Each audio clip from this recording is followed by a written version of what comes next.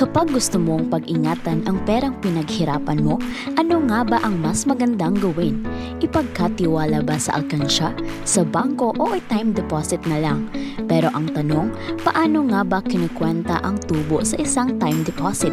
Sa video na ito, kumpletong paliwanag tungkol sa time deposit computation, kasama ang formula, halimbawa at mga dapat mong tandaan bago ka mag-invest. Kaya kung gusto mong malaman kung gaano kalaki ang pwedeng kitain ng pera mo, panoorin mo ito hanggang dulo. Ano nga ba ang time deposit? Ang time deposit ay isang uri ng savings account na iniiwan mo sa bangko sa loob ng takdang panahon. Maaaring 30 days, 90 days o 1 year mahigit. Ang kagandahan nito, mas mataas ang interest rate kumpara sa regular na savings account. Pero may catch, hindi mo pwedeng galawin ang pera mo hanggang hindi tapos ang napagkasunduang period. Kapag nag-withdraw ka ng mas maaga, may tinatawag ng pre-termination penalty. Kaya kung gusto mong palaguin ang ipon mo ng walang risk ng pagkalugi, time deposit ang isa sa mga paborito ng mga conservative investors. Bakit mahalagang matutunan ang computation ng time deposit? Simple lang. Para hindi ka malito sa mga terms ng bangko, kailangan mong malaman magkano ang kikitain ng pera mo, magkano ang withholding tax, sulit ba ang i-invest mo, at magkano talaga ang makukuha mo sa maturity. Kaya ngayon alam mo na ang mga konsepto. Punta na tayo sa computation. Interest equals principal times interest rate times time in years. Pero take note, karamihan sa bangko, annual interest rate ang basihan at ang computation ay prorated kapag mas maikli sa isang taon.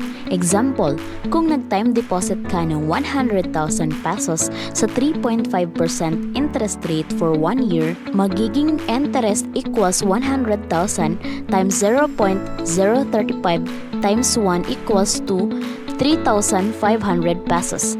Pero hindi pa yan ang final na kikitain mo. May withholding tax pa. Sa Pilipinas, ang interest income sa time deposit ay may 20% withholding tax. Ibig sabihin, kukuhanan ng 20% ang kita mo bago mo ito makuha. Gamitin natin ulit ang example natin. Gross interest, 3,500 pesos. Withholding tax, 3,500 pesos times 0.20 equals 700 pesos. Net interest, 3,500 pesos minus 700 pesos equals 2,800 pesos. So sa 100,000 pesos na inipon mo ng isang taon, ang actual na tubo mo ay 2,800 pesos. Paano naman kung mas maikli sa isang taon ang term mo? Gamitin natin ang formula, pero i-convert natin ang time in days over 365. Let's say, principal, 50,000 pesos. Rate, 3.25 pesos annually.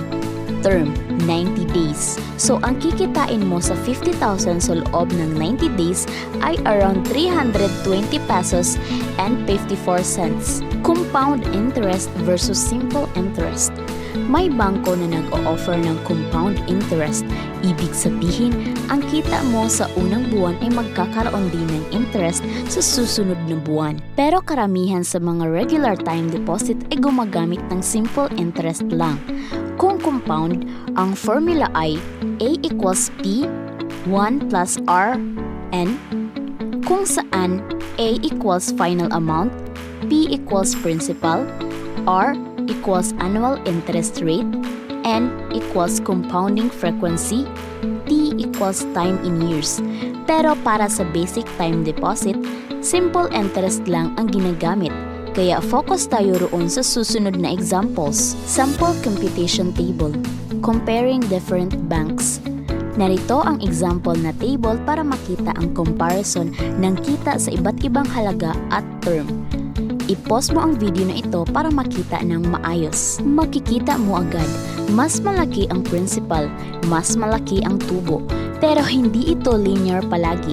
May limit din ang interest rate depende sa bangko. Bago ka mag-time deposit, isaalang-alang ang mga ito. Number 1, compare interest rates ng mga bangko.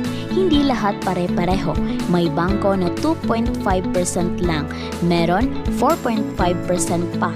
Number 2, pili piliin ang tamang term. Kung kailangan mo ang pera after 6 months, huwag kang mag 1-year term. Baka mawalan ka pa. Number 3. Check if compounding or not. May ilan na quarterly ang compounding. Mas malaki kita mo doon. Number 4. Know the penalties. Minsan, hindi lang interest ang mawawala sa iyo. Pati kapital mo, bawas pa kapag maagang winidraw. Number 5. Consider inflation. Kung 3% lang ang tubo mo pero 5% ang inflation, technically, nalulugi ka. Kung medyo mababa para sa iyo ang tubo sa time deposit, may mga alternatives.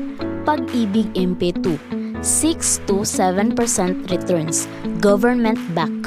Cooperative time deposit, mas mataas minsan ang rates. Digital banks, gaya ng Tonic, CIMB, GoTime. Bonds and UITFs, mas mataas risk pero mas mataas din ang kita. Pero syempre, kung security and safety ang hanap mo, time deposit pa rin ang isa sa pinaka-safe na paraan. Kaya ngayon, kabayan, alam mo na kung paano i-compute ang tubo sa time deposit.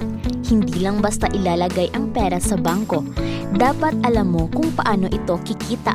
At kapag alam mo ang tamang computation, hindi ka maloloko.